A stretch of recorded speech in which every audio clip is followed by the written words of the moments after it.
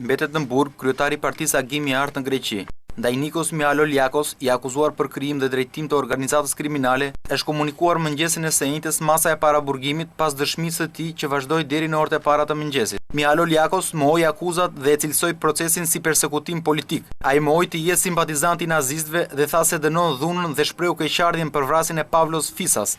Lideri i Agimit të Art argumentoi se thirrje telefonike të regjistruara natën e vrasjes së këngëtarit, të kryera nga organizata lokale e partisë me telefonat fiks, përfshin numrat që ai ka dhënë në zyrat e partisë. Por, sipas akuzës, Nikos Mialoliakos ishte koordinatori i veprimeve të paligjshme të organizatës, kështu që ai dinte gjithçka që ishte planifikuar. Hetuesit e çështjes dhe dy prokurorët komunikuan të njëjtën mas edhe ndaj shefit të degës aktuale të Agimit të Art për Nikean, Yorgos Patelis, i cili implikohet në çështjen e vrasjes së këngëtarit Pavlos Fisas.